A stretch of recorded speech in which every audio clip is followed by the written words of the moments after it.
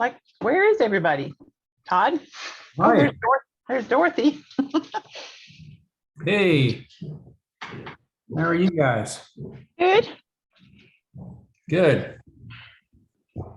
Ready for a long weekend, a holiday weekend. Yeah. I've got one myself. I usually don't take the holiday weekends off, but I'm taking this one off. So, All right. Way to go. What are you doing, Todd? hey, That's John. I thought so. I thought I recognized that voice.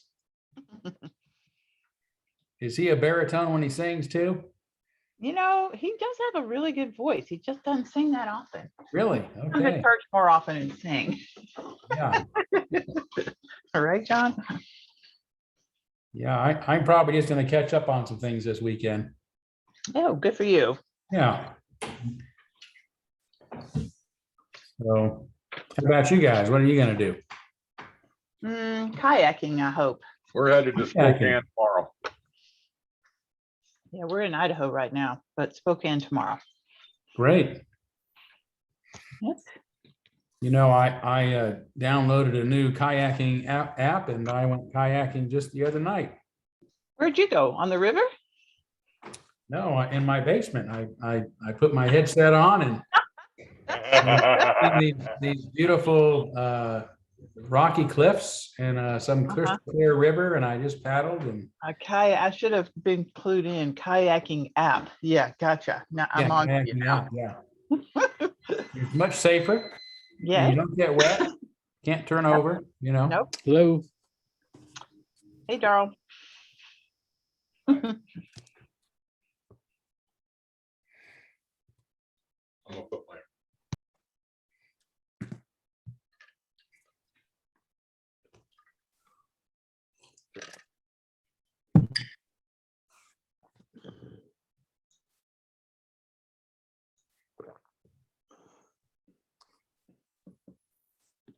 Hi, everybody.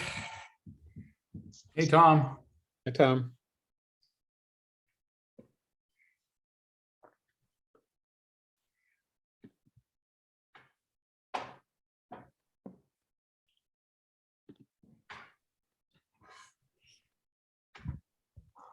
I was about to send everybody an email to make sure everybody was on time tonight.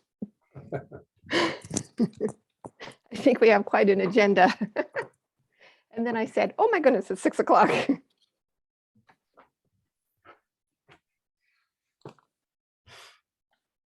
How's everyone? Good. How are you, Lynn? I'm good, thanks. You enjoy the woods? Oh, sorry, Tom. Sorry, Tom. No. Go ahead. Yeah, just so bummed out about Oh, everything. Uvalde, Texas. Oh, for Christ's sake. Mm-hmm. Oh.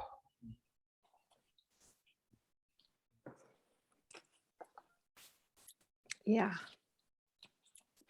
It's enough already. Yeah.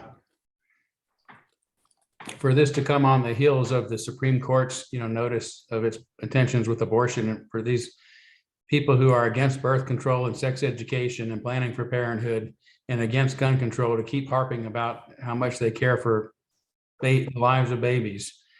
How many babies are going to get killed in schools before we do something about this? Yeah.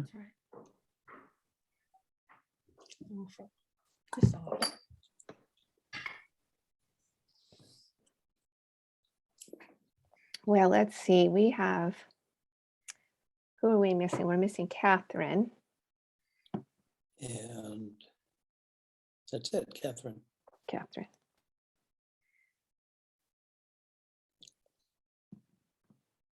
Send a quick text.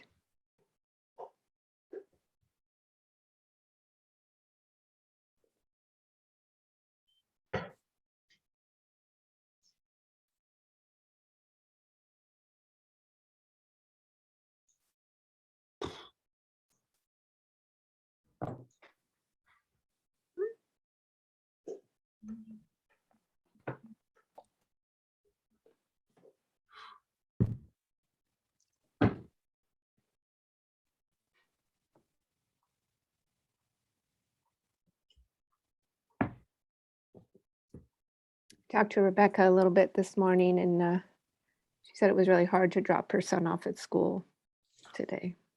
Yeah. I've heard that from many parents, Lynn, I people that I imagine. work with, staring at the school as they, sent their kids in through the door. How can you be a parent of little kids? Yeah. Yeah, that's tricky.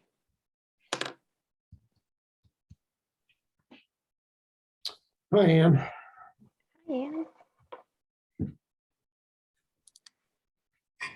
Well, it is 6:04, 6:05. Let's go ahead and call the meeting to order and get started, and hopefully Catherine will come join us. I don't think I got anything that anybody else hear from her that she wasn't coming. I don't think I got anything like that, but I'll keep my phone here in case she has trouble finding us or signing in or anything. So,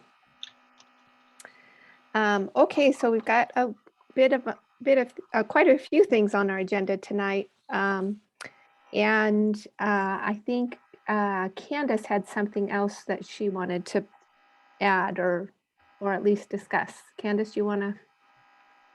Sure. I had talked with Rebecca about, at the budget summit too, there were 4 board members present, and she had asked us, for feedback after we'd gone through the whole process. And, each of us gave feedback and, which could be construed as informal approval of the final budget.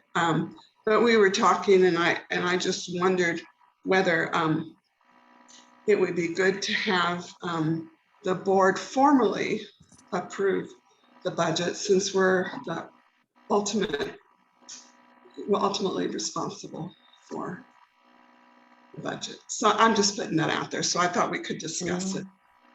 Yeah. I don't know that that's ever been done in the past, but I don't have that historical knowledge that some of you here have. Do you recall that, Todd or Tom? I Boards, don't previous I don't board? recall if there's been a formal vote on it or not, but it is the board's responsibility to approve the budget that it is going to present to the congregation. So it would Yeah. seem appropriate that it should be formally approved by the board. Well, Yeah. let's put that So on. I'd make a motion. Oh. Okay, no, go ahead. Put it on the agenda. Yeah, I thought I would put it on the agenda, and we'll do that tonight. And maybe Betsy can give us a brief. I mean, 4 of us were there. Yep. So just a quick little brief summary, and then we'll at least have that in our minutes. So, As part of that, I'd like to get more information about the budgetary reserve, that there was a line item on that. Yeah. I just wrote you back on that, Darla. I just saw your. Oh, did you? email. Okay. And Got it was presented to us in the budget summit, and I plan to make that a key point of the budget presentation. good. And let's Okay. talk about it tonight too. So for sure. Thank you. okay. Catherine has joined us. Oh, great. Hi, Catherine. Hello. Yay. Good. All right. So we just added one item to the agenda, Catherine, and we'll talk about that. It's about the budget summit stuff. Okay. And I stole the opening words from Todd this month. So I asked if I could read a poem that I think is a lovely poem. It's by Maya Angelou. And I got this poem as a Christmas gift from a friend of mine who is a colleague.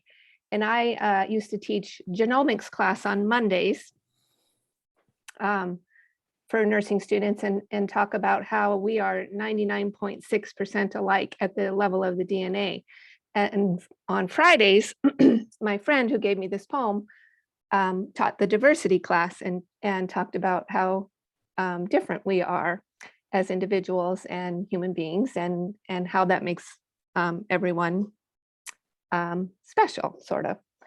And so this poem kind of combines both of those two things. So it's called The Human Family by Maya Angelou.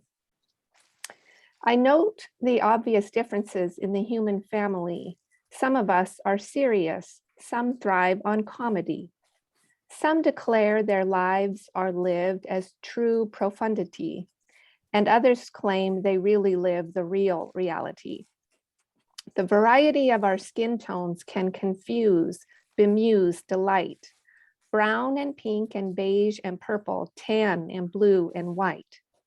I've sailed upon the 7 seas and stopped in every land. I've seen the wonders of the world, not yet one common man. I know 10,000 women called Jane and Mary Jane, but I've not seen any two who really were the same. Mirror twins are different, although their features jibe, and lovers think quite different thoughts while lying side by side.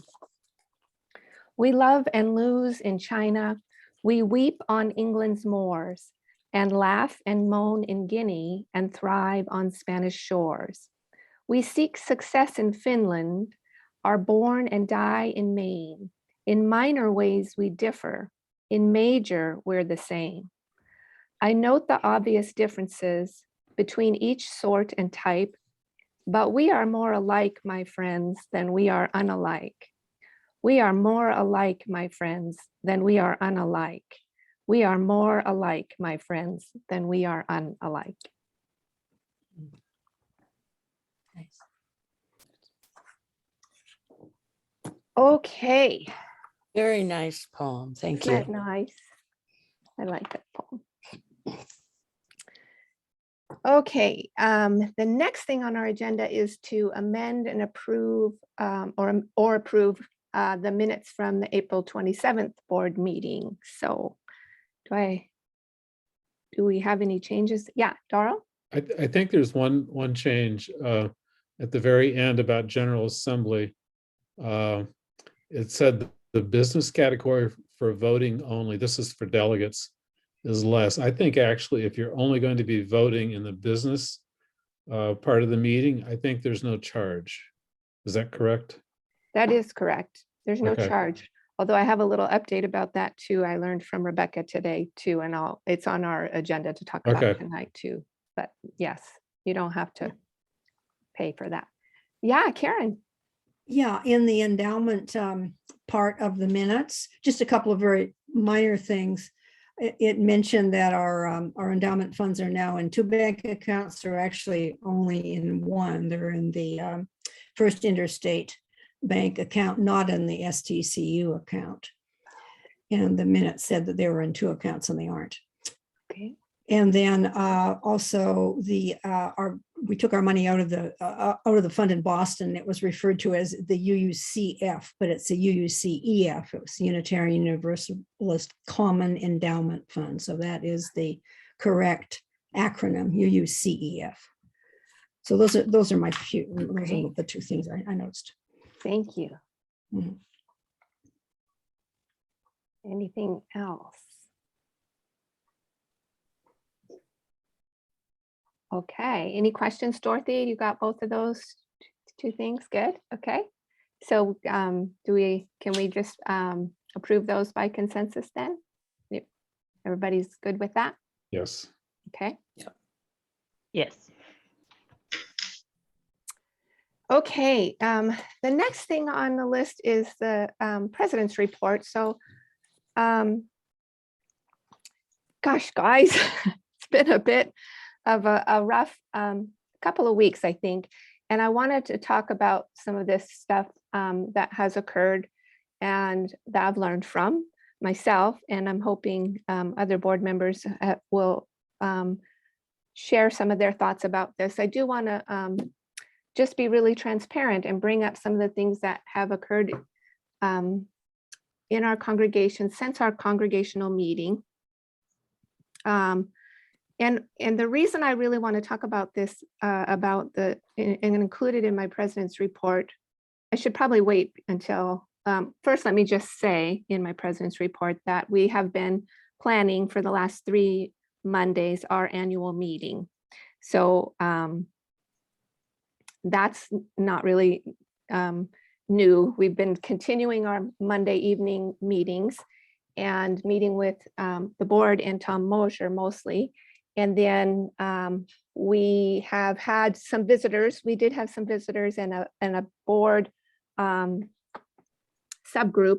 who met to work with some congregants who wanted to propose some amendments to our new bylaws. And so they came on a Wednesday evening, and there was quite a bit of overlap in some of their proposals. And that was me and Darrell and Candace, who met with them to make sure that nothing was conflicting with anything that they wanted to propose. And so then they got together as a group, several of them got together as a group to sort of combine and pare down their amendment proposals.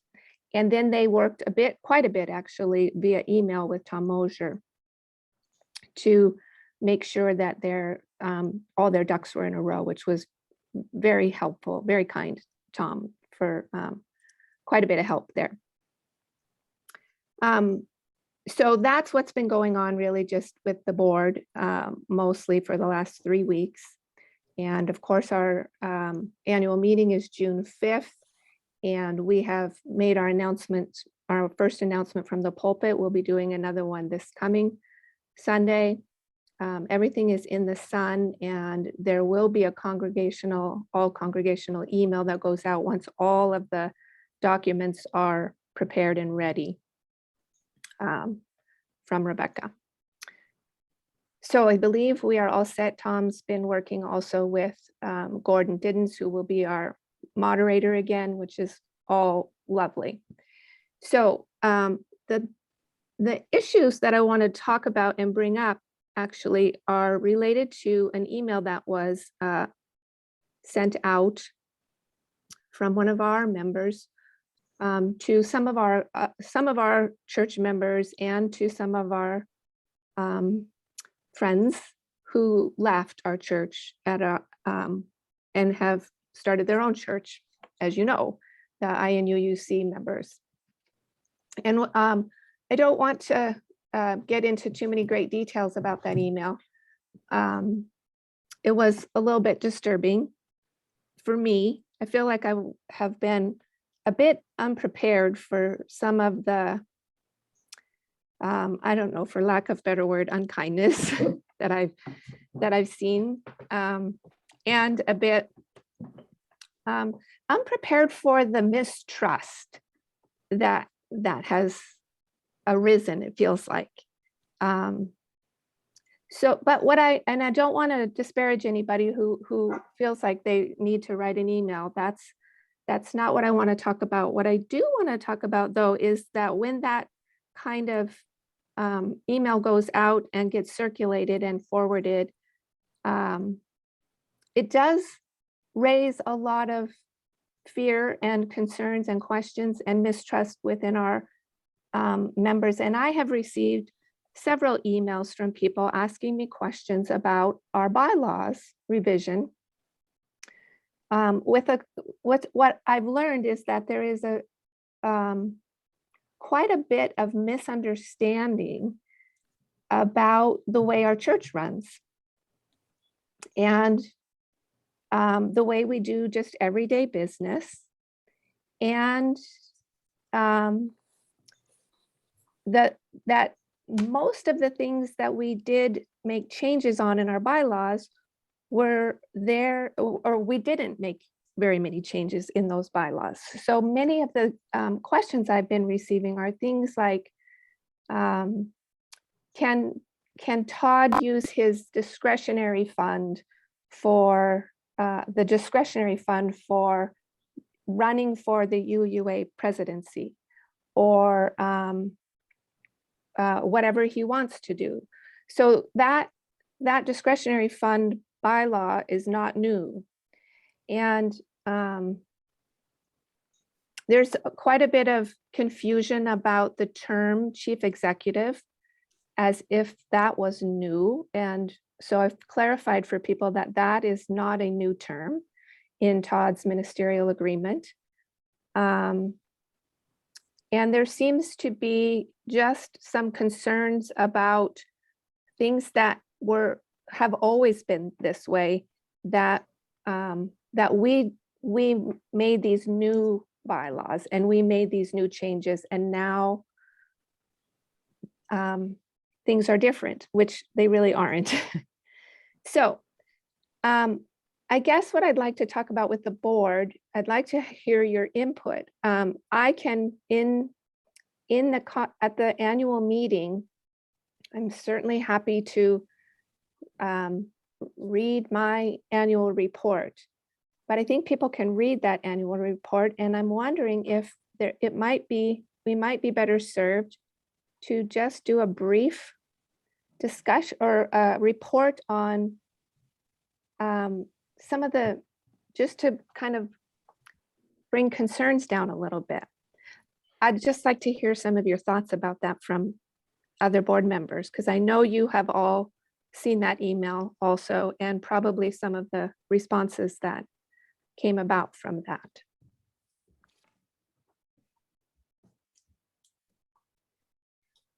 So Lynn, just to clarify, what would you like to do to bring down those concerns? What in the meeting, the annual meeting, provide a feedback session, or? No, I think rather than reading my report or just highlighting my report, that I might just, I think even some of the bylaw amendment proposals are related to some of these unwarranted concerns.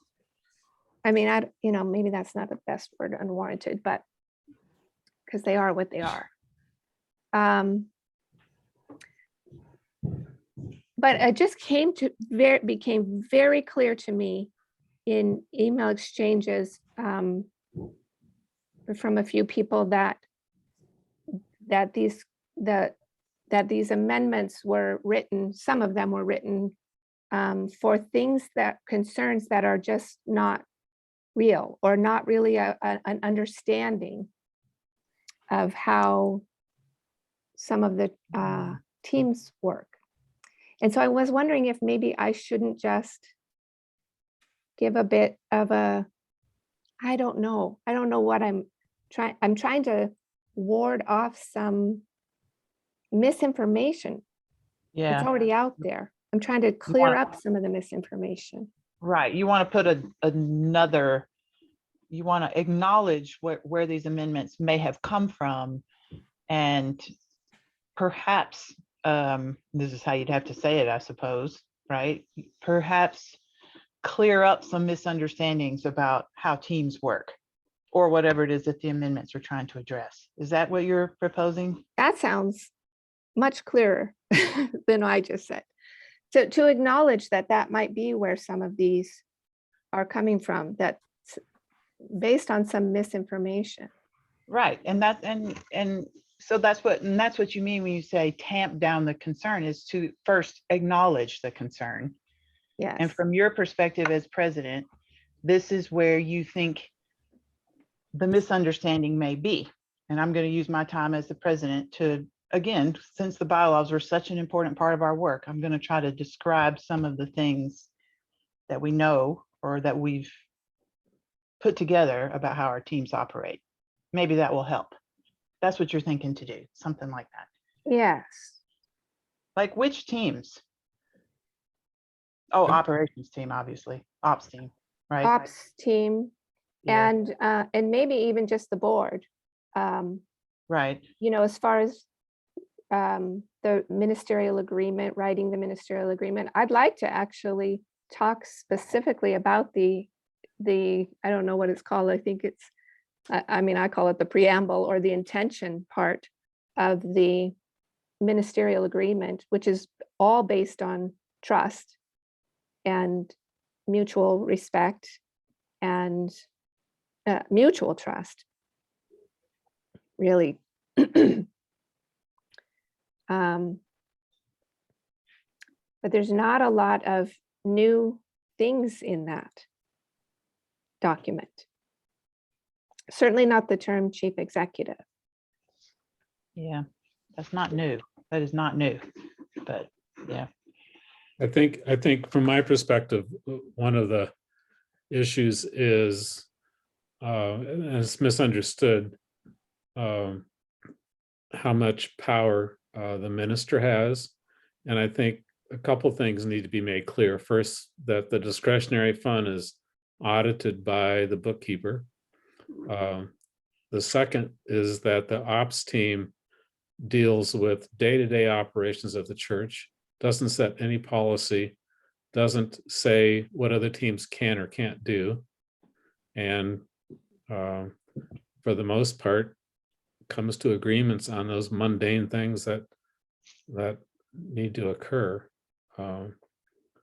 Those were two things that I saw as a major misunderstanding. In terms of chief executive, I think that doesn't mean that Todd runs the ops team. It doesn't mean that he runs any other teams. It means that he is in charge of the employees of the church. I don't think it means any more than that.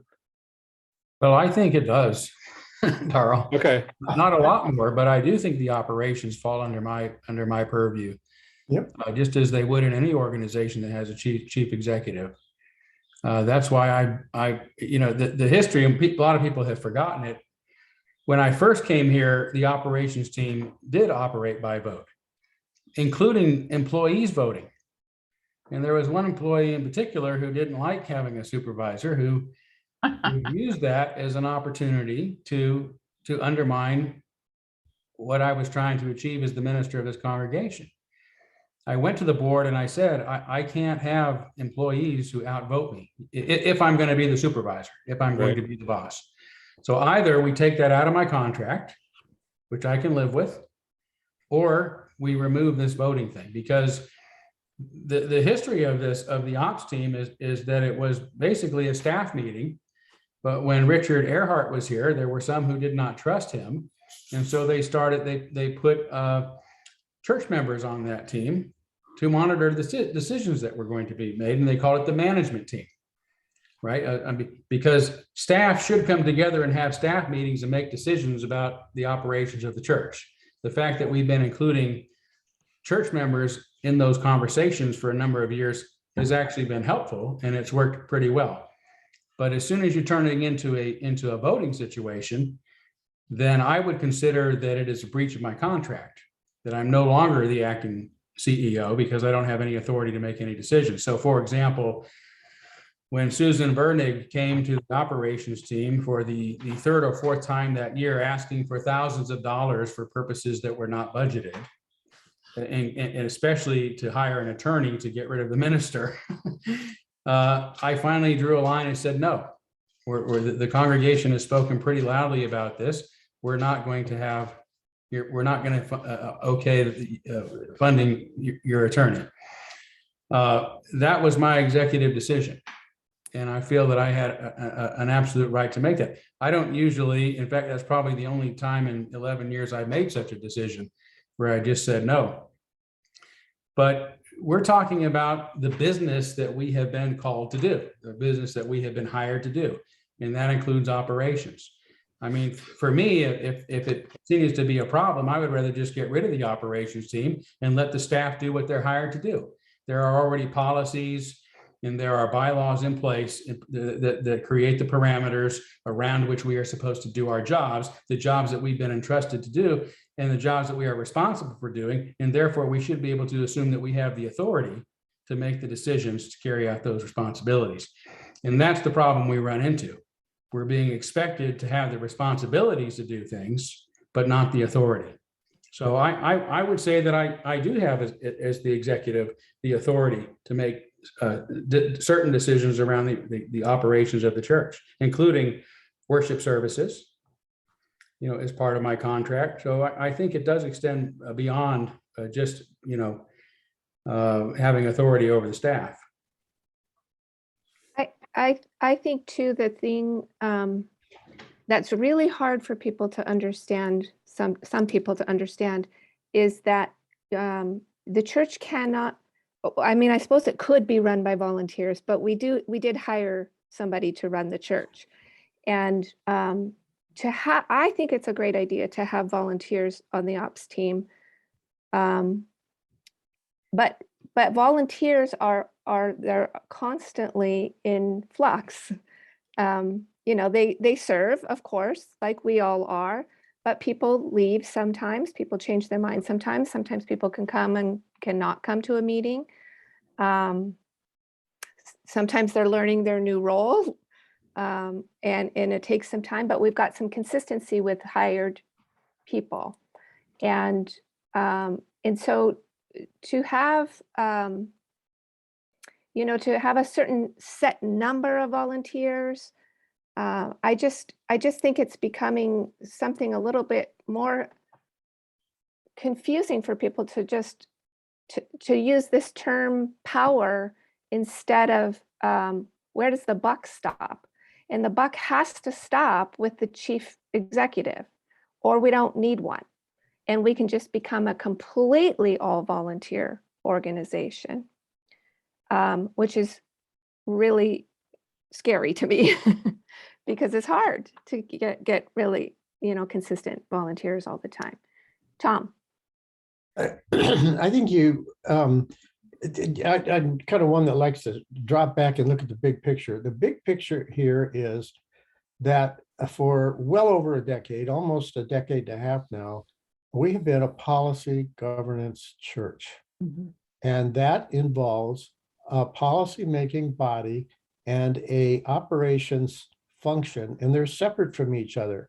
And if you'd have to change so many things in order to go back to where we were in 2002 and 2005, when the board micromanaged everything.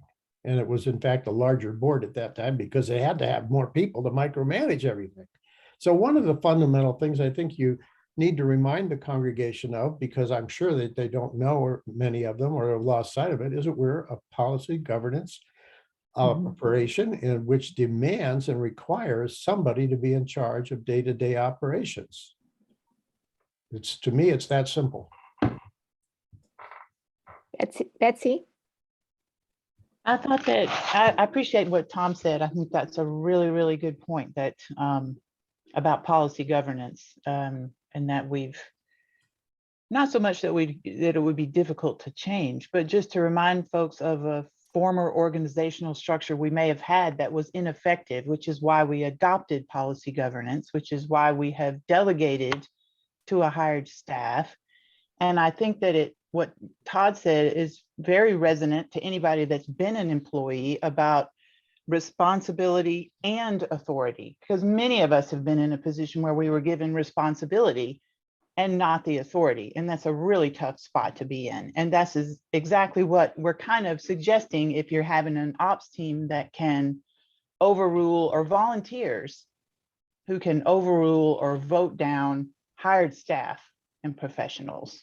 That's essentially what you're doing. It's like you're responsible for this budget and running this worship service and outreach to our community and keeping this building, rented out for events and making its money. But we're gonna come in as volunteers occasionally and vote you down and change that up. I mean, we won't say it like that, but that's repugnant, and no one wants to work under those conditions. Right.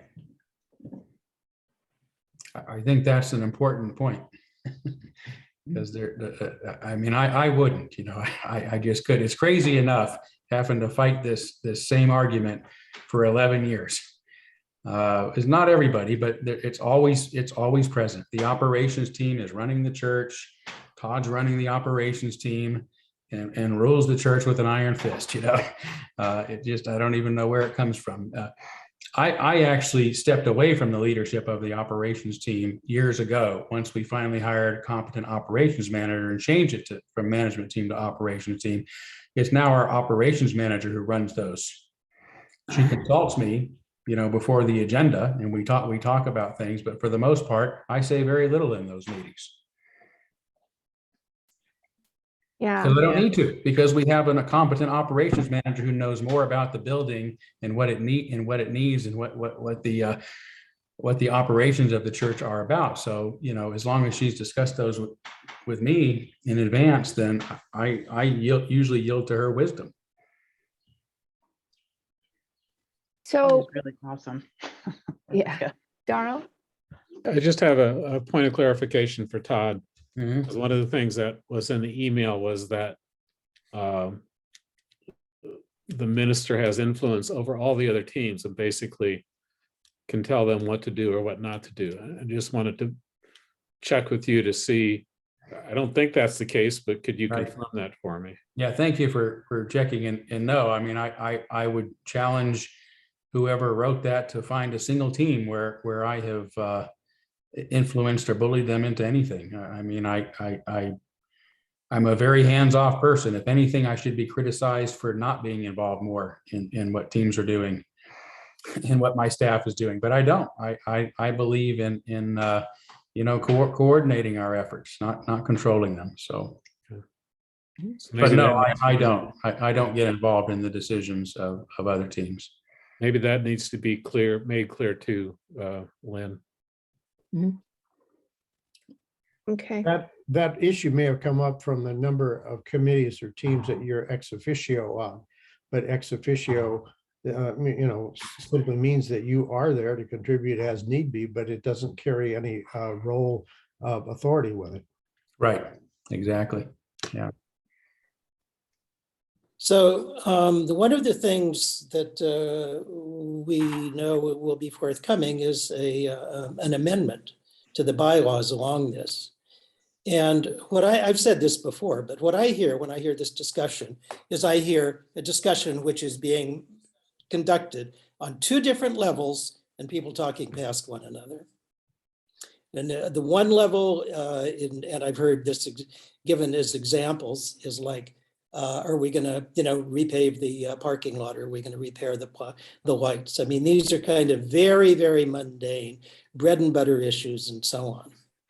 And what I've heard there from I haven't been on the ops team, but what I've heard from the ops team is that typically those discussions are not very controversial, and usually the course forward is arrived at by consensus, not even a vote, just merely a consensus and so on.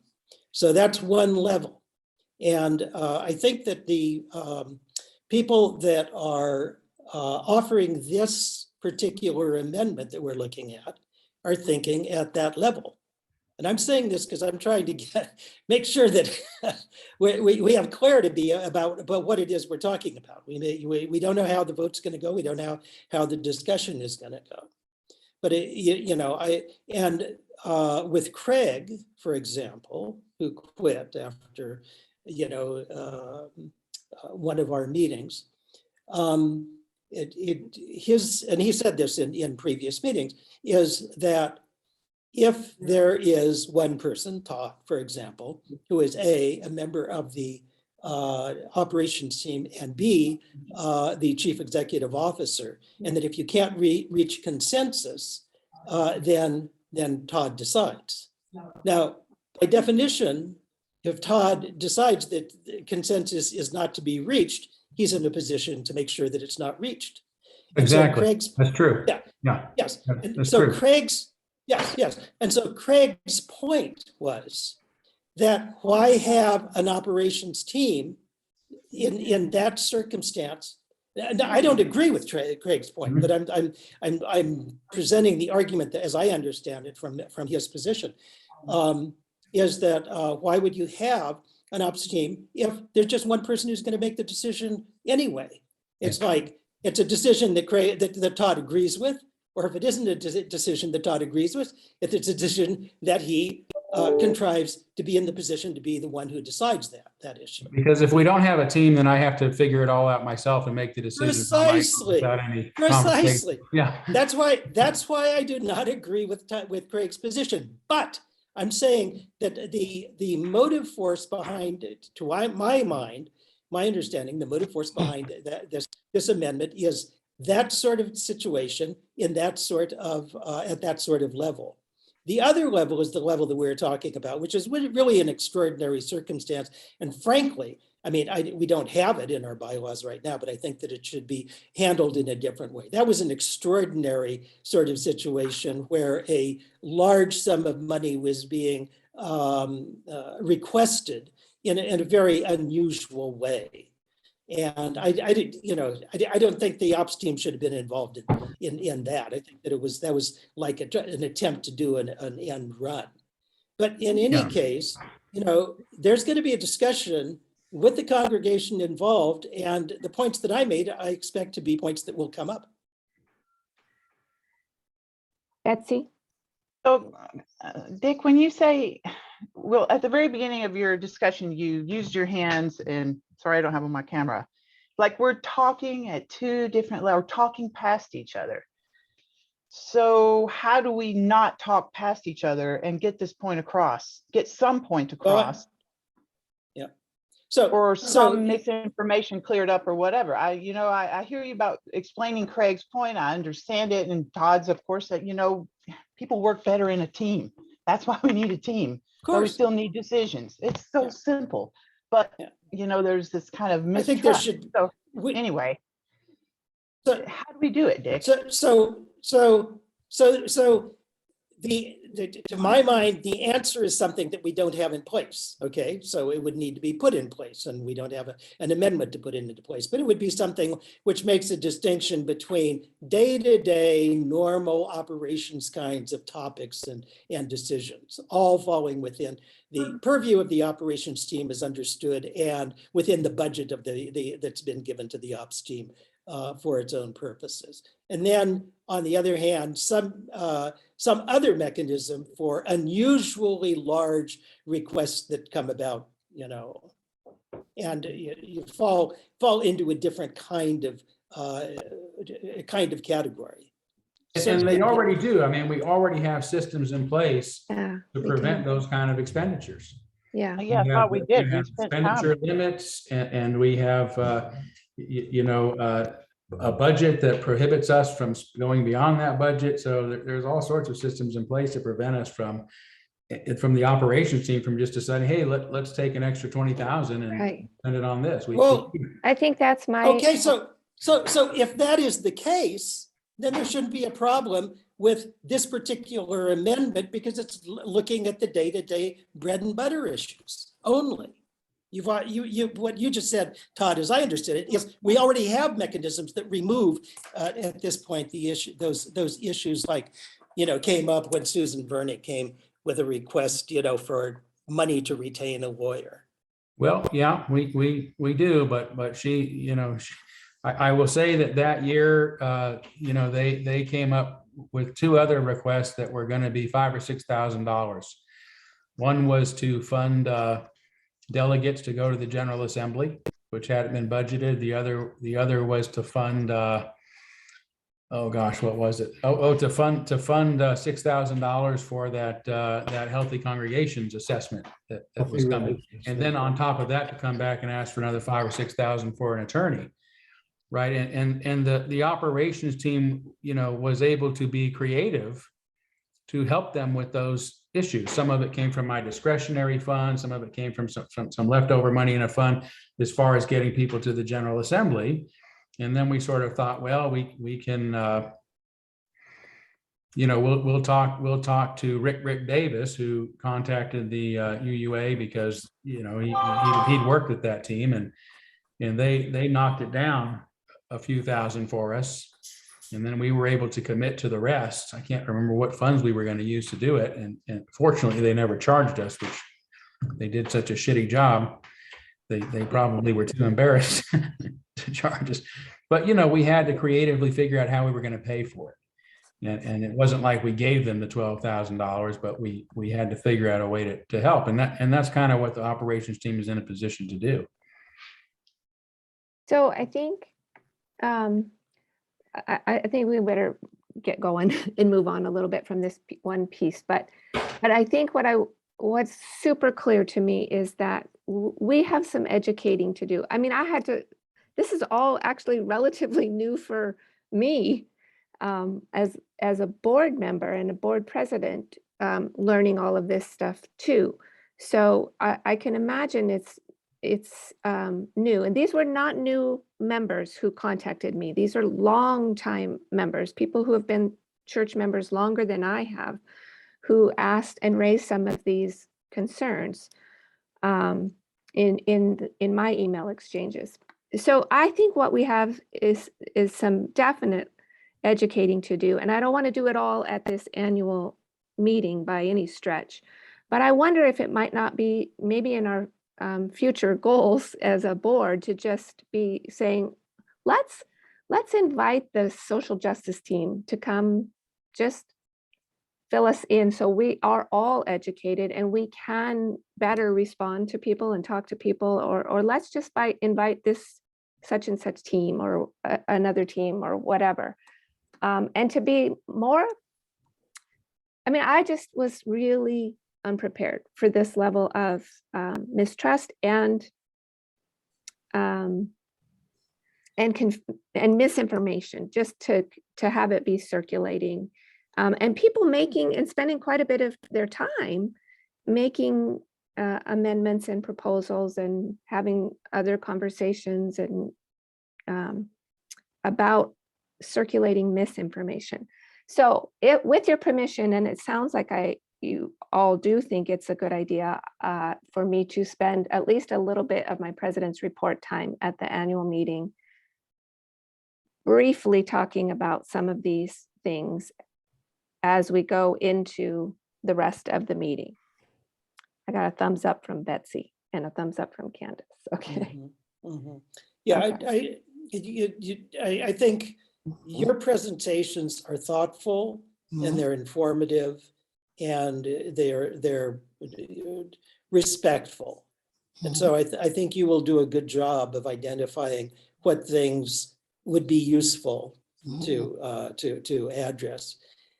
I do think that it would be useful, as I suggested in an email to you, also talk about all of the other stuff that we did during the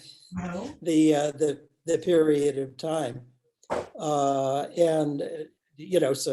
we can walk and chew gum at the same time. And from my point of view, I think it would be useful to communicate the degree of continuity that these bylaws represent. That is to say that it's a little bit like your poem. We're much more alike than we are unalike. Well, the amended bylaws are much more like the cleaner and less conflicted, but they're much more like the previous bylaws, that they are unlike the previous bylaws. And I think that would be a useful point to make with some illustrative examples. That would be my suggestion. Okay, great. All right, that was quite a bit. Dorothy, you can just say Lynn's going to talk about some misinformation at the annual meeting. I don't think you have to have all of that stuff in there. Thank you so much. Okay. I took a little bit more time than I anticipated. Sorry about that. Todd, you're up next with the minister's report. Okay.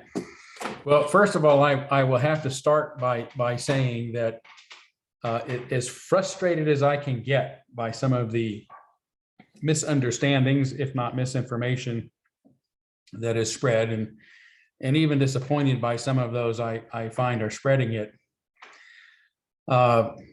Democracy is messy. Yeah. It is messy. And you have a lot of people involved. You have people that are at different maturation levels, people who are emotionally different, people who respond to their anxieties differently. So, and we're a large enough community where we're going to have quite a bit of diversity around that. But it is damn sure better than not having it. Okay.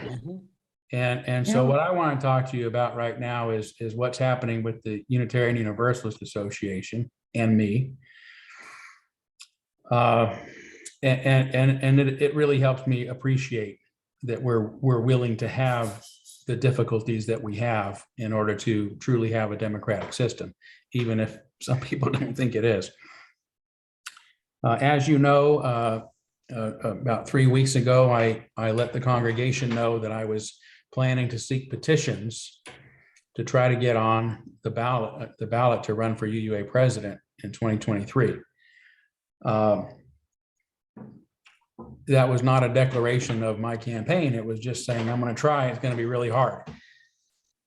Within a week, I received a very terse email from the UUA telling me that I had violated their the bylaws campaign rules, which are clear and unequivocal and non-negotiable, and that I was to remove my video within 3 days, or there's no way my name would end up on the ballot and I would not receive a second warning.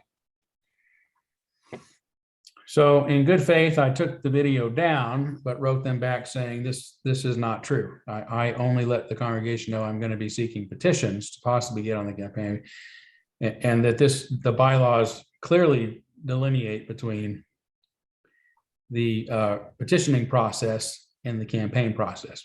However, I want to work with you on this, so you help me with the language. How am I supposed to get 50 congregations to petition if you're telling me I have to wait till November 15th and turn them in by February 1st? Right, because that's what they're saying. I can't even say what I'm saying to you right now. Basically, I've excluded myself from getting on the ballot by having a non-public conversation about my intentions. It's how they're interpreting it. And so I pointed out the discrepancies in the bylaws and past practices, including a bylaw that states that they are to give the they're to give the petitioner, send them a copy of the campaign rules no later than 30 days after the petitions have been turned in. Okay, after the petitions have been turned in. So you get, in other words, the campaign hasn't started yet, right? Now, interesting thing, prior to 2019, the bylaws stated that you had to get 25 congregations and you had to turn them in no later than February 1st and no earlier than March 1st, year before, March 1st. So you're looking at almost a year and a half from the early date of turning them in, which means you've been trying to accumulate them long before March, not the February 15th or the November 15th campaign start date, right? So in 2019, they changed it from 25 to 50. Okay. In 2021, they tried to eliminate the rule that requires the 6-person presidential search team to present minimum of 2 candidates on the ballot to 1 or more. So they just wanted to present 1. They've already made it 50, and that one didn't pass, but it's still a farce, right? I mean, they're the same committee selecting two carbon copies. But what they did get through was they changed that March 1st date to December 1st. The earliest you can turn them in is December. Why would they change that? It should, if they're concerned about any date, it would be the deadline, right? So now we understand where they're coming from, because they have used this to roll the petitioning process into the campaign process to be able to say that anybody who tries to seek petitions can't do so publicly until February 15th and has to turn them in by February 1st. So 2.5 months, which is impossible. You haven't talked to anybody to this point, and you'd be disqualified if they found out you did, even in a non-public conversation. So they've doubled it to 50. They moved the date up, they moved the day way up to December 1st, after, by the way, the campaign has started in mid-February. So I don't know, or November, I should say, November 15th. So they've made it nearly impossible. They've created a system that nobody could possibly run against their candidates. And they tried to create a situation where they'd only put forward 1. So it would be uncontested like their board members are. Now, we did get two members on to run against at least 2 of the vacancies. The UUA has already endorsed their chosen candidates, which is unheard of until last year. And ministers have, I've seen the transcripts of ministers who are calling these two candidates, alternative candidates, not this good Unitarian Universalist, racist, who just want to turn the UUA into a white, hetero, cisgender religion. You know, the same kind of stuff they pulled on me, ad hominem attacks, nothing about what they might have said to lead anybody to make those conclusions. So it's very discouraging. I am going to be putting out an article about this and hopefully get it widely distributed amongst UUs and just put it in the arsenal of information of what's going on. But I've documented all the changes so that people will be able to see them. I do want to let our congregation know fairly soon. I've been trying to figure out what I want to do, because there is an opportunity for others to seek those petitions on my behalf and keep me out of it. And that would allow, that would meet the requirements unless they pull something else.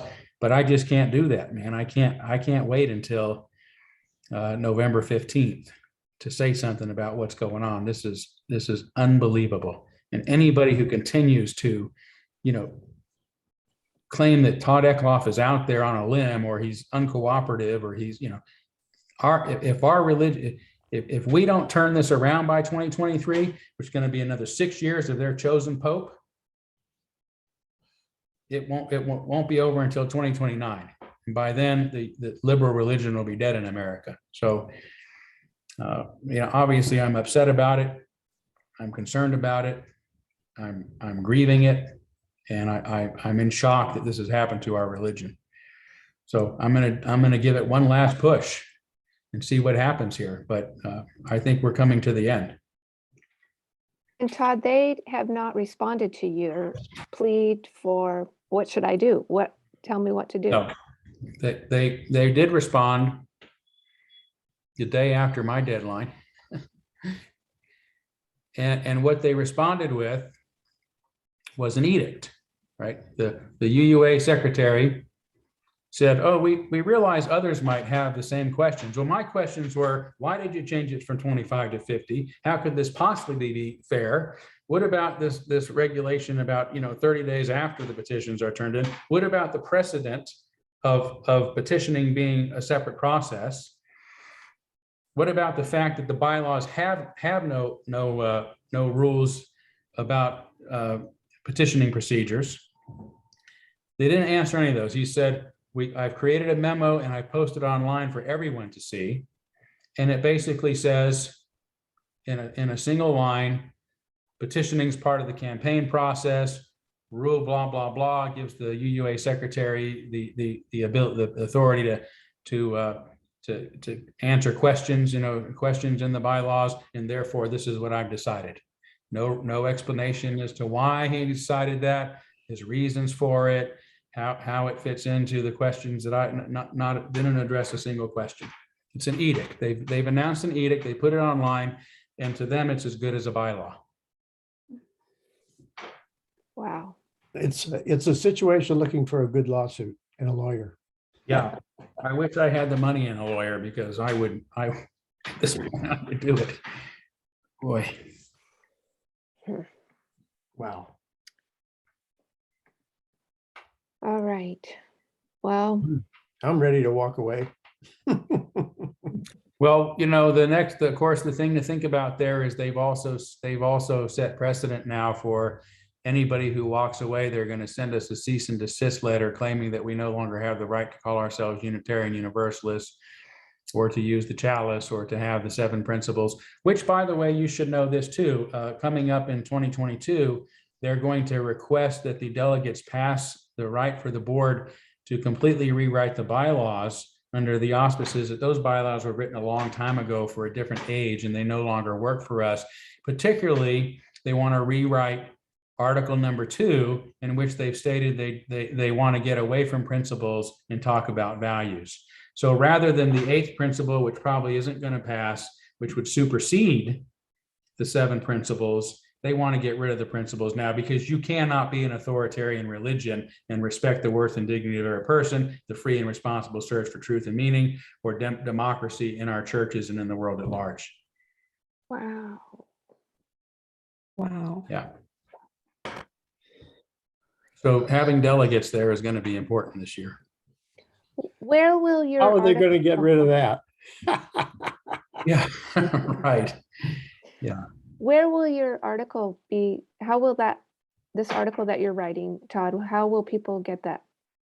Well, I actually have a publishing house known as the Tom Moser email list. Oh, perfect. All right.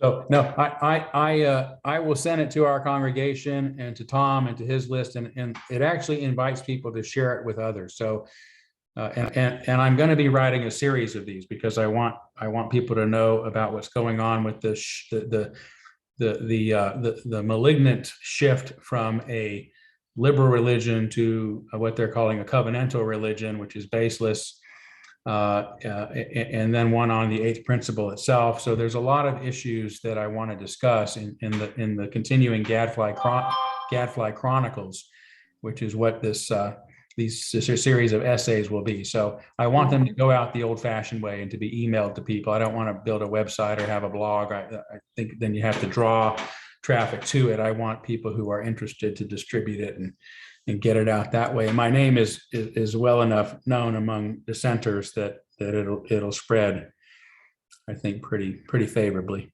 Okay. If I'm not mistaken, the UUA board has the prerogative of rewriting their bylaws just so. I mean, there's no process like the process that we go through where, there's a congregation and it's put up for a vote and discussion and amendment and so on. They can just do it anytime. Is that correct? I think they do have to be voted on by the delegates. But they've been doing it piecemeal. What they've been doing is kind of a piecemeal rewriting. And this, like this little date shift was trickery. Nobody would catch that as being significant. They could have said anything, well, it just helps us with our own time schedule. So do them both closer together than waiting. Who knows? Sure. So it's little things like that. And that's how bylaws should work. I mean, nobody goes and says, well, the bylaws we were founded upon were shit, so are shit now. So let's just ignore those and start over. You always amend them over time, and they change over time as is necessary. But there's certainly some foundational stuff in those bylaws that do not fit a fundamentalist cult. Mm-hmm. So they're going to have to get rid of those. Yeah, that's so fascinating that they're doing that right now, because maybe they want some advice from us. We just did it ourselves. So, and I do think that's the whole thing that they're saying. We're going to throw these away because they're no use to us anymore. They're so old and old-fashioned, and I think that's what some people in our congregation maybe thought that's what we did, is to throw all the old out, and no, which we did not do. We had a very good set of bylaws that were well done. Yeah. So, okay. Anything else, Todd? Thank you. No, that's a lot, but I just want to keep you informed. It's not, I know it doesn't look good, but. Yeah. Okay. Next up, Candace for the operations team report. Okay, back to some mundane issues. Well, first of all, the report I sent out, the date was wrong. I had yesterday's date, May 24th. And so, for the minutes, Dorothy, if you could put the 25th, yeah. Okay, I have 5 items. Number 1, Stephanie Gronholtz, our religious education specialist, gave the team a presentation concerning the poor condition of the playground equipment for the children. She stated it is very old and potentially becoming dangerous, and proposed a project to replace it. Stephanie would like to get the children involved to take some ownership of the project, give suggestions of what they would like to have, and also participate in fundraising with a goal of raising $3,000. The team agreed that special fundraising would be a good way to fund the new playground, with the plan of having at some point the children speak to the congregation the need for new playground equipment. Okay, number 2, the second budget summit was held on May 18th, necessitated by the campaign shortfall of $51,000. Budget cuts have been made, and the final budget for the 22-23 fiscal year was approved informally by the 4 Board of Trustee members present. Building and Grounds hosted an all-church work party after church on May 15th to clean up the church grounds. The operations team will help with checking in voting members at the upcoming annual meeting scheduled for June 5th. And finally, the recent parking lot repairs were carried out, costing much less than anticipated. Earlier in the year, there had been 3 light posts damaged, and repair costs were around $1,500 per post. The most recent damage was to just 2 light posts, and the damage was minor, costing just $125 to repair the 2 posts, which was much less than what they thought it might be. So, thank you. Great. Thank you, Candace. Any questions for Candace? Yeah. Yeah, Tom. You said that the operations team would be involved with checking people in at the annual meeting. Uh-huh. Okay, what about, was it discussed, and maybe this is a question to you, Lynn, discussed who would be tellers or vote counters during the voting? I don't have those people, but if I can we do that if, people who are perhaps maybe on the ops team, let's say, if it's an amendment they didn't propose, can they be tellers? Yeah. Or do we need to have tellers be the same people? No. Okay. So my plan is to probably just email people I know and say, will you be a teller? Okay. And I just need like 3, right? People to one for each section. Well, we actually have 4 sections. Yeah. There are Oh, So we do? that middle section is split. Oh. Yeah. So Okay. 4 might be. So maybe better. 4. Yeah. And Another option would be maybe to see if some people on the usher team might be willing, Oh. since they're used to counting. Anyway. yeah. Great. And then a timer. You probably got that under control. I got Robert. I'll Yeah. say, you got Robert that. will under control. be our timer. This time I'll poke him and say, now, start the timer now. Okay. Thank you, Candace. Great. All right. Next thing on our list here is a nominating team appointment. So it turns out, guys, that Tom Bradabo is stepping aside from his position on the nominating team. And he's going to be replaced, or we'd like him to be replaced with our approval by his wife, Betty. And they decided that because Betty knows more people. So we thought she'd be a really good fit for that. And so according to our bylaws, Todd recommends somebody. So Todd is recommending, I'm putting that words right in your mouth, recommending Betty. And the board just then has to approve that. So that goes into the minutes and makes it official. Sounds like a good idea. Any issues with that? Can we do that by consensus? You can just declare it if there's no opposition. Everybody's got a thumbs up. Great. Great. Okay. So Betty Bradabo is, so I think she has 1 more year in that position where Tom is stepping aside. Okay, Karen Dornsteele, and it looks like Mary Giannini's here too. So for our endowment team report, great. Yeah, well, we'd hoped as of tonight to have the draft agreement with the Seattle Foundation for your review, but we've had a slight glitch.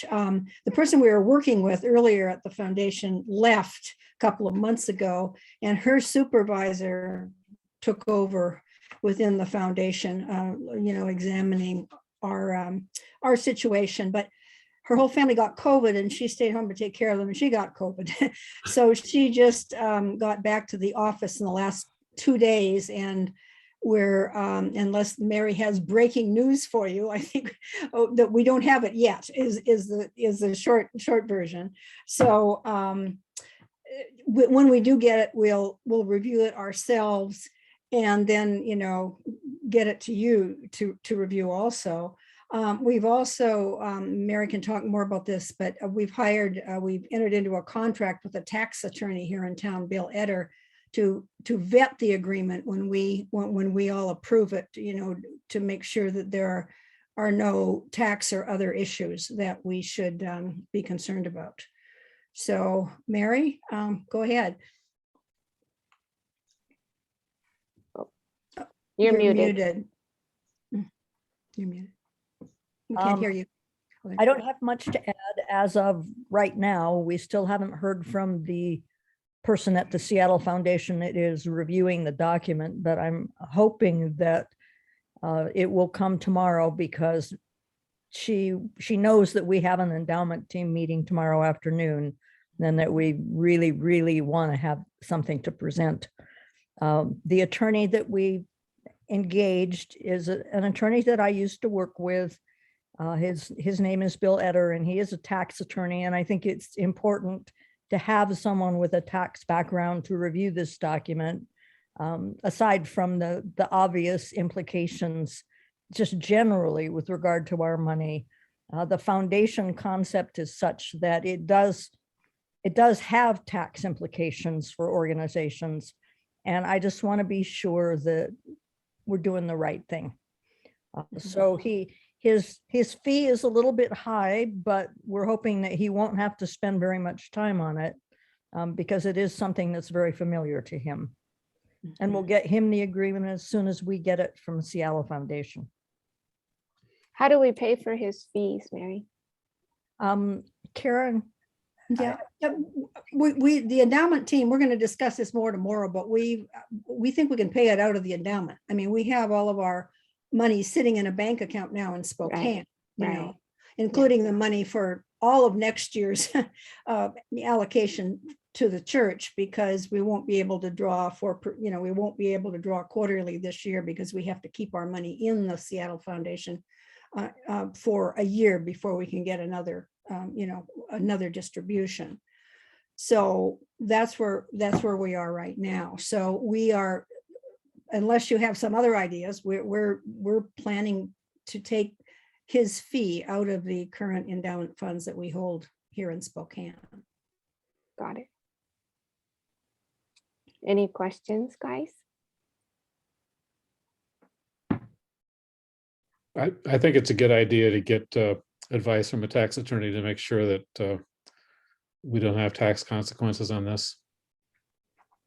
Yeah, Mary, are there any specific instructions that you're going to give him, like things that you're aware of that he might look for?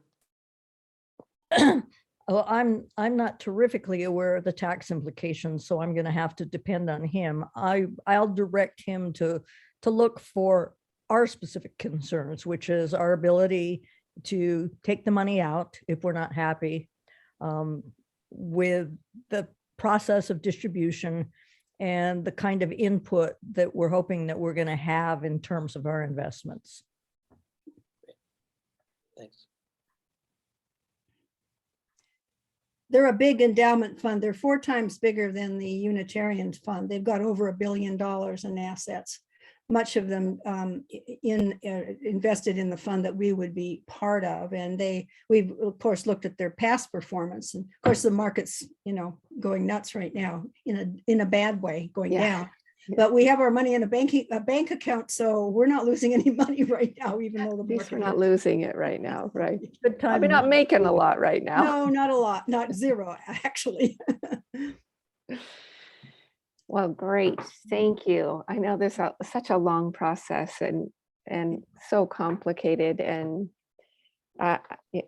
it's lovely to have a team that we can just depend to come and fill us in and keep us posted. So appreciate it very much. I know that is a lot of work with a lot of people who know a lot of things that I do not understand at all. So it's Thank you, great. Lynn. Thanks. Okay, the next thing on our list here is a discussion about GA delegates. We wanted to bring this back. I know we talked about it briefly last month also. So I just want to get that a little bit more solid. If there are anybody actually here who is interested, not just board members, anybody who is interested in becoming a delegate. I had a nice conversation with Rebecca about it today. So we are allowed to have 7 delegates. I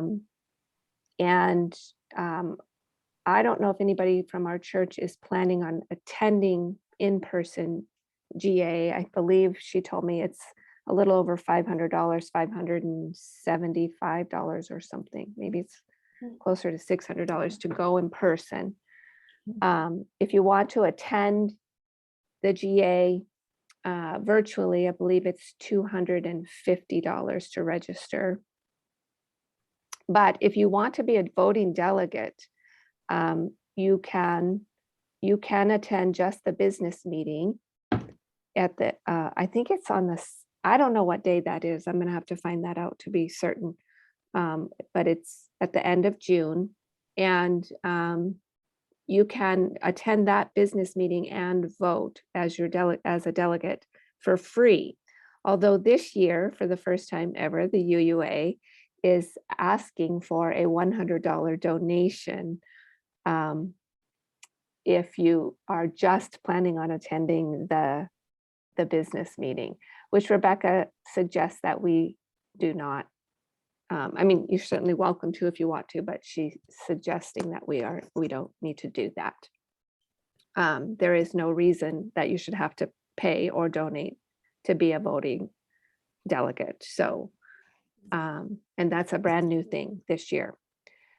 She did tell me that what she wants us to do, if you're planning on going, and I want to take down some names, and we have one member, is it Dick Burkhart, who wants to be a delegate for us. But at any rate, Rebecca is asking us if you have the technology wherewithal and the tech to do it, to go ahead and register yourself for the meeting, and then let her know that you've registered. And then she will assign the delegate credentials, or she'll give you your credentials to make sure that that's all official, so that you can get into the meeting. So I would like to attend just the business meeting. I'm not planning on going to the GA, so I am one person. Do I have other board members or anybody else here who's interested in doing that? So I could join you for the business meeting, just for voting purposes. Okay. I'm willing to go just for the business meeting, provided that I'm not traveling then, and I won't know until close to the date. Okay, that's great, Catherine. Rebecca did say, it's fine to go ahead and register, and she'll get you all credentialed. And then if that changes, we can just let her know. And Okay. yeah. Darrell? So I will not be able to. We have family in town that week, but just for Catherine's information, you can vote on the board nominees anytime that week. So you can be a delegate and vote. At least you could last year. You could vote like 2 or 3 days before the final day of voting. So that's something. Can you vote on any of the issues? The issues are brought up during the business meeting. I think the voting only occurs at that time. But voting for the delegates would be especially important for the 2 delegates that are running by petition. Okay, And I don't know what's on the agenda. I haven't looked at it closely. I think it just came out today, didn't Oh, it? did it? Yeah, Um, that's what it seemed to, that's what I thought I saw. Yeah, one of them is the revision of their bylaw, of the bylaws, a business resolution of the renewal of all the bylaws. And then the other one is something related to, and you'll have to forgive my total ignorance. I'm a total GA ignoramus. A proposed business resolution regarding the General Assembly Planning Committee. It sounds like they're just going to get rid of the GA Planning Committee. I haven't read this really super carefully yet, but those are the 2 things that I know of that came in. And then of course the board candidates. If there's not a provision in their bylaws for absentee ballots, if it's something like bylaw amendments, probably not, because, those could be amended on the floor. And then you wouldn't, if you submitted an absentee ballot, you wouldn't know what you're voting for if there's an amendment that gets approved. Yeah. But who knows what their bylaws are? It also seems to me there was something in there about weakening or getting rid of Robert's Rules of Order. No, I'm not kidding. I think It's true. they've been complaining about that for a while as it being part of white supremacy culture. So, Yeah, well, we all know that's part of the white supremacy culture. yeah. Yeah, there is something in there. It doesn't specifically say Robert's Rules of Order, but certainly there's a whole flyer out there that says, basically, it's got like a banner, "We're changing business as usual." Yeah, it's clouded in euphemisms too. So it sounds all exciting. Oh, Yeah. what a wonderful, See, I think I have it up on my computer. I'll send you guys the link if I do. Is the 8th principle being, it's not on, No. it's not up for. I don't see anything about the 8th principle. They keep putting it off, and I'm not sure, but I keep hearing it's not doing so well. They're worried that it's not going to pass. Yeah. Which may be why they're deciding to do a rewrite and just try to get rid of the principles altogether, which is just remarkable to me that they would think they could do that before putting in an 8th principle. So Lynn, I would like us to not waste any of our 7 spots to vote on those 2 petitioners. And if we don't have 7 delegates to attend the business meeting, I would be one of them and get in there and vote for the 2 petitioned candidates at a minimum. So business meeting only, and really just to do that, if there's no one else that wants to have a bigger GA experience, I guess. Yeah, is there any, so no other congregants here in the meeting want to go to anything? Is that, am I correct about that, or can't go? Or does anybody know of anyone else? That's 5 of us, with Dick, me, Dick, Catherine, and now Betsy. Oh, Candace? I may do it. Let me think about it. But Okay, yeah, business only. business only. All right, and so, I'm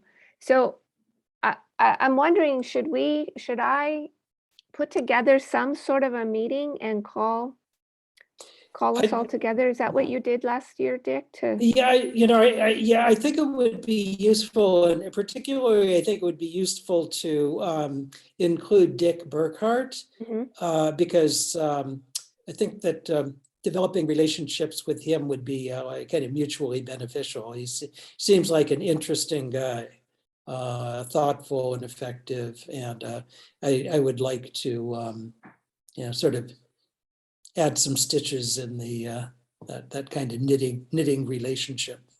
Okay. Does anybody, I don't know, Dick, is he a working gentleman still, or is he retired, or does anyone know what, any scheduling? I think I recall from a bio that I saw that he retired. He was rather successful in business and retired at a somewhat earlier age. Todd, do you know anything about that? I don't, I do believe he's retired. Yeah, I can't remember what Yeah. exactly he did for a living, but yeah, he's very active and is constantly writing reviews of books on this subject, and brilliant. I mean, brilliant reviews. He's a very excellent and intelligent writer. So, Yeah. and he attends the UUA meetings and lets us know what's going on and what they're up to, and so Great. he'd be very well informed Yes. as a delegate. Yeah. Yeah. Okay, well, maybe I'll just send an email out to all 6 of us. I'm going to include you, Candace, while you're thinking about it.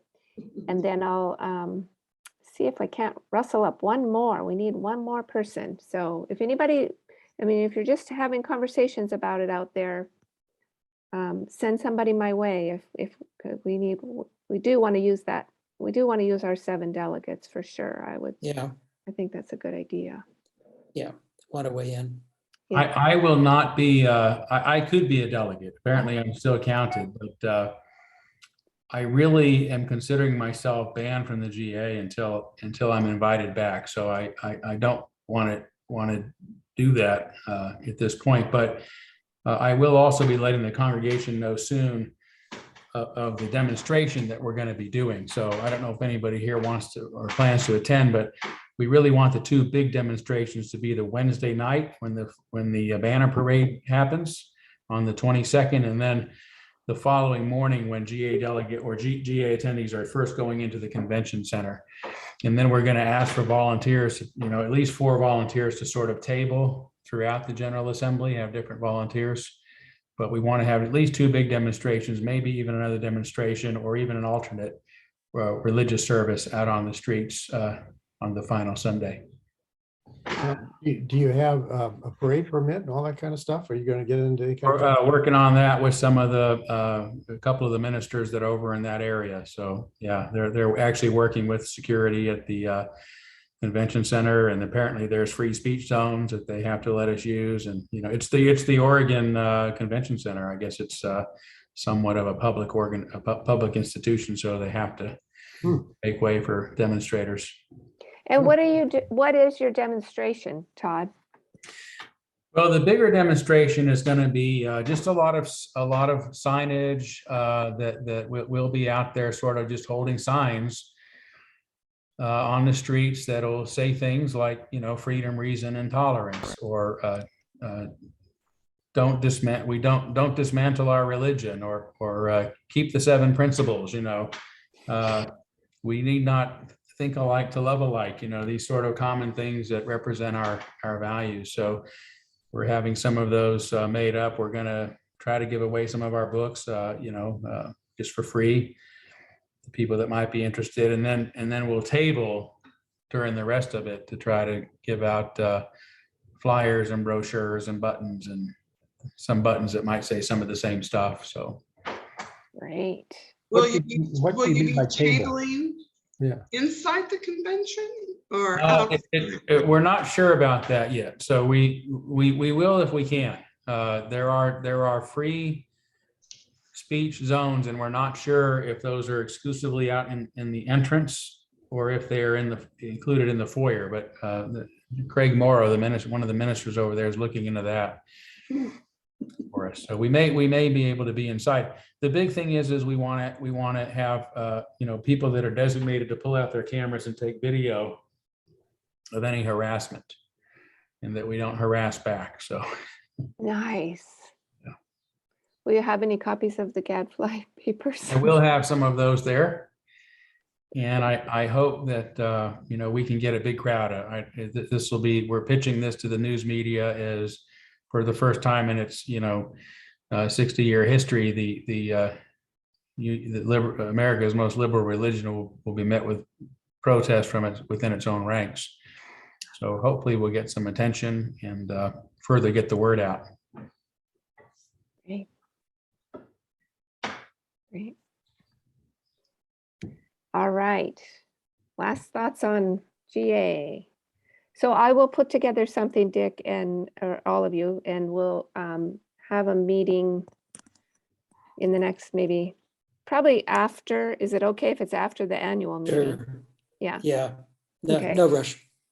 and then we'll, but we can go in now and register and then just let Rebecca know that you've registered and she will Yeah. make us all official. And can I just say, I just sent everybody, I think everybody online right now, the link to the UUA article on business not as usual. And if you scroll down, you'll see what we're voting on this year. Great, great. Interesting. Thank you. Thank you. One thing about the annual meeting, this is a response to you, Lynn, and I think Candace. I had in mind to try to expedite the meeting so we could get through all of the amendments, and that would include, a brief means of voting when it was clear there was a majority or a 2/3 majority one way or the other, that we could shorten up that process. But in response to you, Lynn, and I think Candace wanted everybody to have a chance to vote yes or no and to be able to raise their card, yeah, no, or yes. So we'll do that. And the only casualty might be, since there's no limit on the length of debate on any item, only the length that a person can speak, is we simply may not get through all the amendments, and we'll have to either figure out a way to extend the meeting and maintain a quorum, or just have to continue the meeting to some other, date or time, even if it might be next annual meeting next year. Well, can somebody call the question? Is that, to Yeah, end discussion? we can do that, and that'll be part of what I will discuss. You can call the question, but then that takes a 2/3 vote to end the discussion. It's non-debatable. Okay. So if 2/3 of the people would agree to end the discussion after we would take such a vote, then we could go ahead and vote on whatever the motion was on the floor, whether it had been amended or whatever. I think my biggest concern, Tom, of all of that was not so, I mean, I'm glad Candace brought up the yes and the no votes, because I think that is important for people to see, even if it's very obvious. I think they do like to see that seemed to show up at the special congregational meeting. But my biggest concern was being interrupted.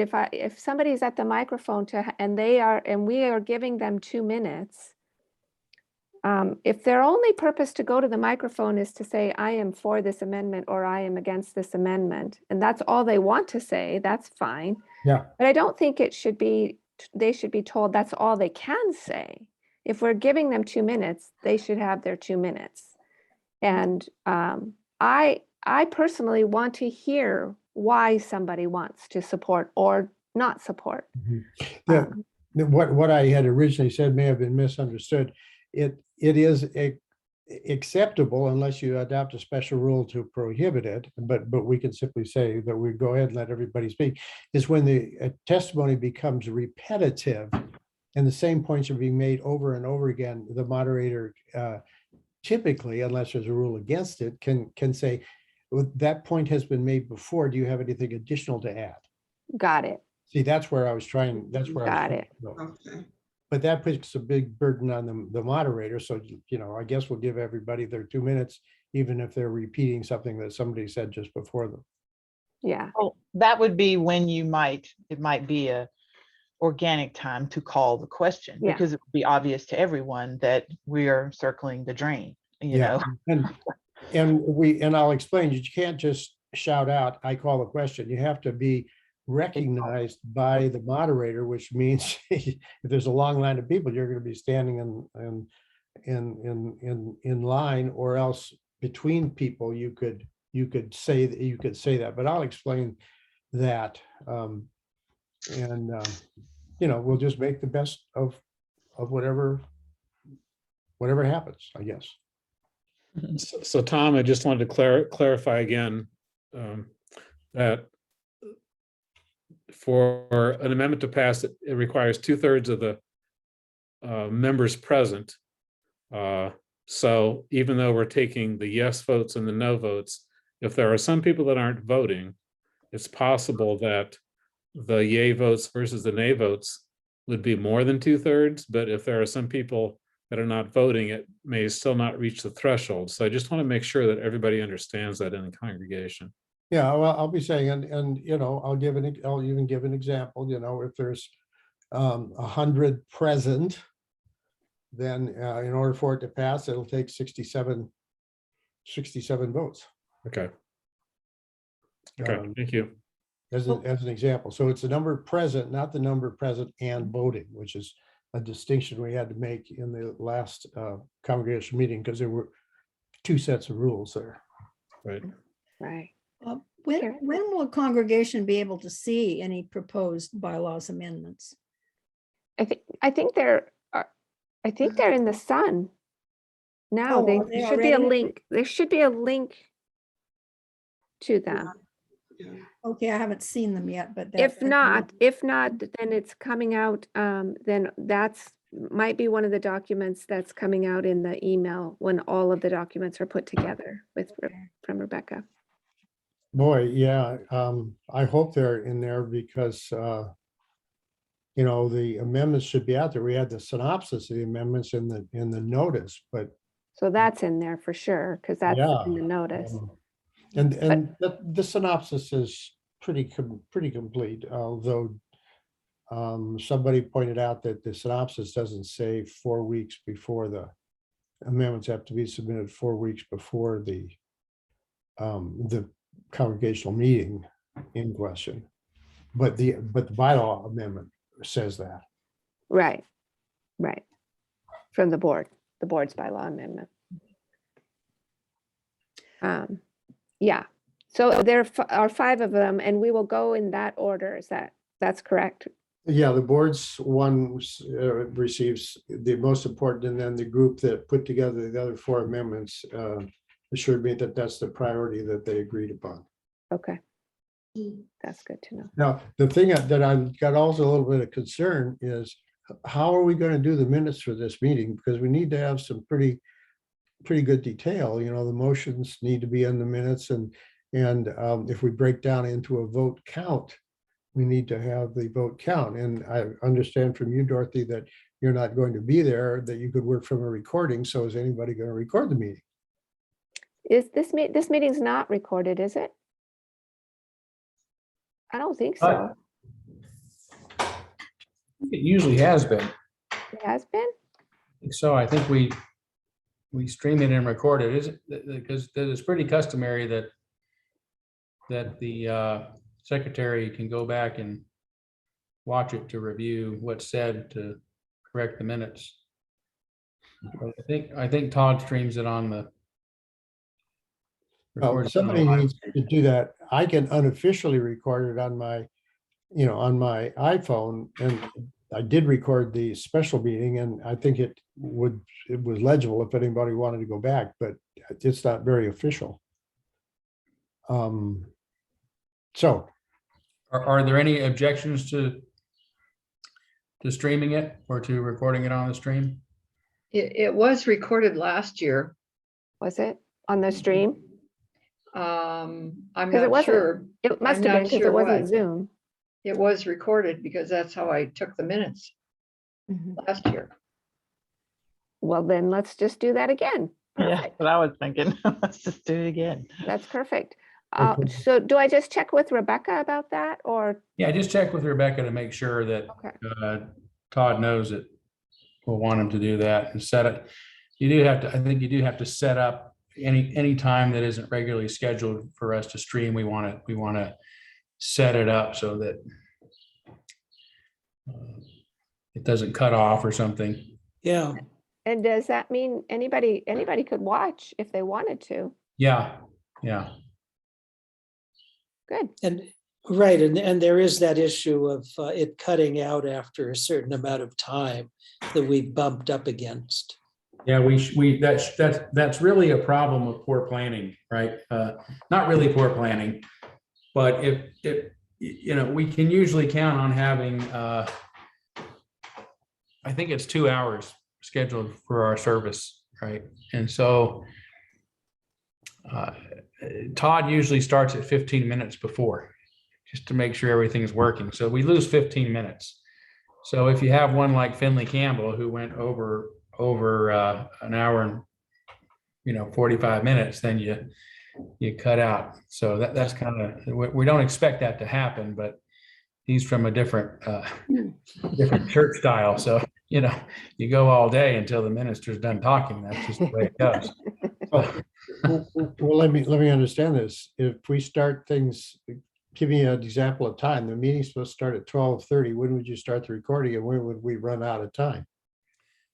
Well, I would personally, I don't think it needs to start at 12:15, but Todd likes to do that. So, I would probably schedule it for whatever you recommend plus some time. So if we're saying the meeting is going to last 2 hours, it seems reasonable to set it for 3 hours. It doesn't cost us anything extra.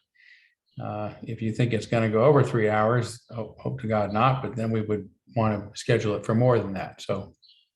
Yeah, I think you should schedule the 3 hours because who knows, when you come to the end of the meeting and the moderator says we're now at the end of the meeting unless we vote to extend the meeting, and then if they vote to extend the meeting so they get through all the amendments, then we're into added time. Yeah. So help me understand that, Tom. So that the scheduled time is what, 2 hours? Yeah. And then if you decide to go over, there has to be an agreement of the body to extend it by 15 minutes or 30 minutes or whatever. Yep. Okay.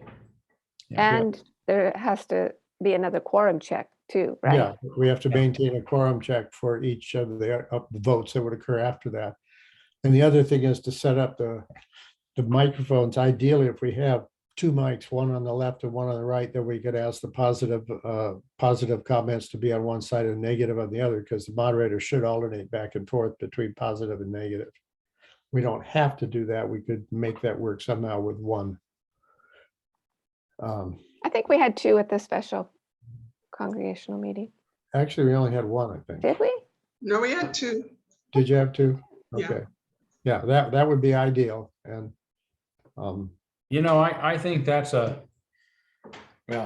shouldn't say I think that's a valid point, but I've seen that used at some of these, conventions we have here. And you might have 100 people for one thing and 10 people for another thing and 20 minutes of conversation, and you're going back and forth, and it's like it's a misrepresentation of the group, because you really have most people want to talk about why they support it, and you're giving equal more weight to those who would disagree, if that makes any sense. well, if you're alternating the people, if you have 20 on one side and 10 on the other, if you alternate back and forth, then you're left with the remaining 10 they're all speaking either for or against it. True. As long as there's no time limit on the conversation, right? So. Well, just 2 minutes for each person. Yeah, but I meant for the overall conversation. So. No, in this case, there is no time limit as there was for 45 minutes in the special meeting. Yeah. Okay. Todd, can I just ask you real quickly? I think you might have already mentioned to Shane, who's the lay leader, to make sure there's an announcement from the pulpit, or do I need to connect with Shane? I actually have that on my agenda to do tomorrow, to get a hold of Shane and talk about that. And Mary Monroe passed away this week. I'm sorry to let you know, but also to kindle a candle for her. So I'm going to let Shane know that as well as about making the announcement. So sure will. Okay, perfect. I'll cross that off my list then. Thank you. Sure. Okay, any more annual meeting goodies, thoughts? let's just then formally say, or put something in our minutes, I guess, that, Betsy, do you want to talk about the budget? Does anybody have any questions about the budget summit before we do say something in our minutes that we are, Oh, yeah, I had something that somebody brought up to me. They were concerned that the $3,000 that apparently the board had committed to send to UUA, or maybe has already sent it. And well, the question that came up was, what if somebody wants to amend the budget to only send the UUA 5 cents? And since the budget is a motion and can be amended, and how would the board plan to deal with that? well, speaking, I mean, I'm just going to speak for myself for a second, and then we'll hear what others think. But, if we've made a pledge, it wasn't the board's idea to pledge $3,000, first of all. It was, that's what we gave them or pledged last year, I believe. Anyway,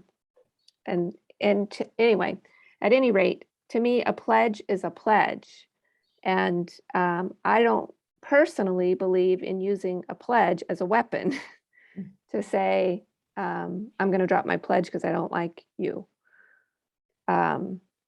So that would be my argument. I would be opposed to changing that, but I'm just Lynn Janician. Yeah, I think it brings up a really good point, though, because foreseeably somebody could say, I want to amend the budget. And you have to have the conversation, right? And maybe the congregation votes to change it or doesn't.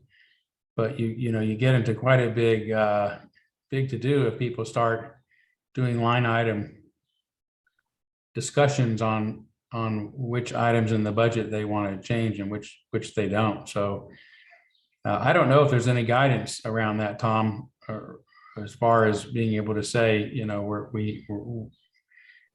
we just approve the thing or limit the conversation to 15 minutes or what. I don't know how you get around the potential of turning it into an impossible conversation, because you all know how long it takes to put a budget together. It's like the bylaws. It would take us all day to scrutinize it. Well, and I think that might be another piece of misinformation if people think the board made all of those decisions, because we are approving this. And so, but we didn't say that's how much we would give. And if I could interject, Lynn, that would be part of the budget presentation, is the story of how the budget was put together. Great. Which we met first on March 2nd, and the operations manager created the budget using last year's as a model. I'm going to kind of go through this story right now for all of you guys and ask me questions. I just wrote it in my notebook a minute ago. So we started, the very first step was that March 2nd meeting, which included our operations manager and representatives from the board, and I'll figure out who else was there. And we proposed a budget essentially based on last year's. And then we, in the course of conversation, decided to add a few stretch items, such as funding the Capital Reserve Fund, which has not been funded as was planned for several years. I don't know how long it's been since we did that. So we put that in there. And we also have COLA adjustments for our staff so that we can pay them appropriately. And I'll find other things that we'll want to mention there. I think there's maybe a few other things. Hey, Betsy, I think I can help with some of the language around that too, if you Yes, want. I've said it so many times, but I'd be glad to help with that, because I think it's important to really say we start with our fixed cost and our known income combined with the board's priorities and requests from the teams, and then a realistic number of what we think we might be able to get through a pledge campaign. And then that goes through the budget summit, and the adjustments are made by all of those different teams. But it's not entire, I mean, it is based on last year's budget, but I like the language of it being, looking at our fixed costs, because that's the real starting point, what we have to pay. Nobody Yeah, has. yeah, I to like that too. No, Okay. that's great, Todd. And I would welcome that, what happened before I arrived at the budget summit Okay, kind of yeah, information. so let's talk, we don't have to take up time of the board, but I'm happy to give you the sort of language I use, and you can incorporate it as you want. Okay, okay. I want to tonight get to the point of Darrell's question about the budgetary shortfall that we arrived at in those budget summits. So what Todd said about how the budget was originally put together, we had our budget summit. There are a few items there that we stretched that budget to incorporate. Then we had our pledge campaign. And as you heard from Candace on the ops team report, we came up about 50K short, somewhere around there.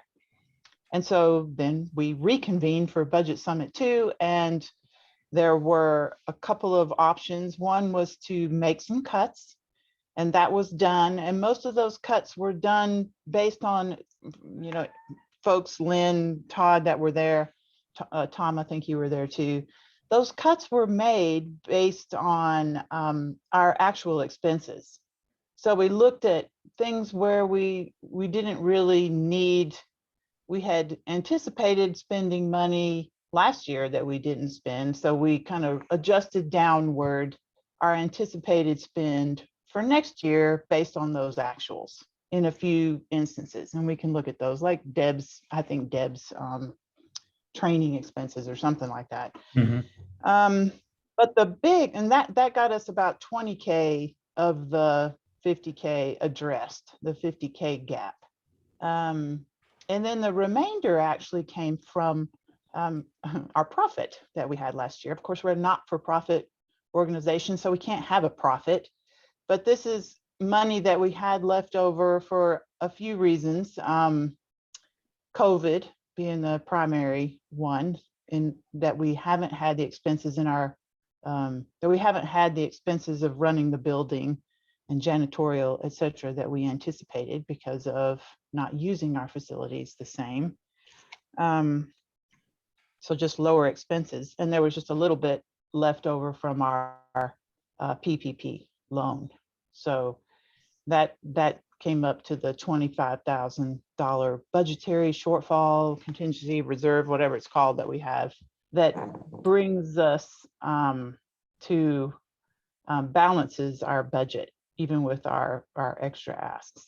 So it does leave us in the position to, we've got to figure out what to do next year, right?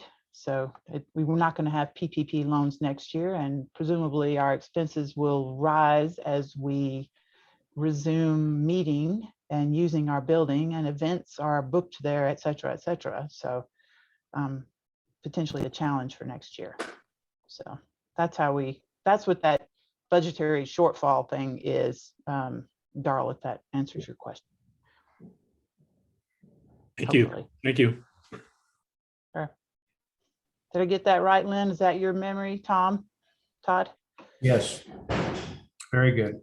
Well, did you, it was part, I had to step out of the room, but was part of your explanation that in the second budget go around, we dropped a considerable amount that was to go to the repair and replacement fund? Yeah. Did you say that too? Yeah, I said we cut 20K. We cut Okay. out 20K from the budget looking at, Okay. yeah, true.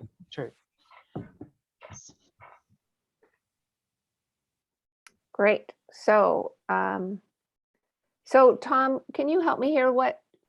Should we make a motion? Should we vote on just saying that we approve this, or do we just put it in the minutes that the board has? Well, I think one kind of soft way of saying it would be to take a vote that the board supports the budget that was prepared, and then you're not adopting it, you're supporting it. Right. Supporting it. Okay. I think that's a softer way to say what you want to say. Okay. So I move that the board supports the budget that is going to be presented to the congregation at the annual meeting. Yep. Second. Okay. And all in favor? I Okay, there we go. The board supports it. All right, well, that is our next meeting, and then I guess we will probably, what is the June? What will the June meeting be? June board meeting? It would be June 22nd if you do the fourth. You know, the fourth Wednesday. June. Oh, There are- because the first is a Wednesday one. Yeah, there are We got 5. five. There are 5 Wednesdays in the month. So that's actually before the GA. Right? So I was saying goodbye to Peggy. Did you want to repeat the question? Not for good. She's just going to the store, but So our next board meeting then is June 22nd. And, that's the start of the GA. So, oh, that is the start. It starts on the Wednesday. yeah. Starts on Wednesday. Just downloaded We have it in Portland. agenda. Maybe, maybe that's our 1 month we don't do it. Or I mean, you do it on the 29th. That's a Wednesday. That's on the week after GA. Maybe we should do that. That, yeah. Just if there's any, final business, and could have a report on the GA. We could have a report on the GA. We could have, and our new board, well, she won't be starting yet. Our new board member won't be starting yet, but She could join you. She she'll said we be could- Yeah, elected by then. So, right. yeah. Well, let's put it on the calendar for the 29th and I'll, is that okay with everybody? Yeah. The 29th? Yeah. And we'll make sure that gets to Rebecca too. Okay. All right, 7:55, guys, we did it. Very good. How about that? Phew. Any other last minute questions or thoughts or jokes or poems or candle lighting for Ukraine and children and anything Oh, else? man. No. Well, everybody try to have a peaceful, quiet night and a good night's rest, and onward we go. Right. Thank you, Night, Lynn. All everybody. right, guys. Thank you, Lynn, and good night all. Good night, Night. everyone.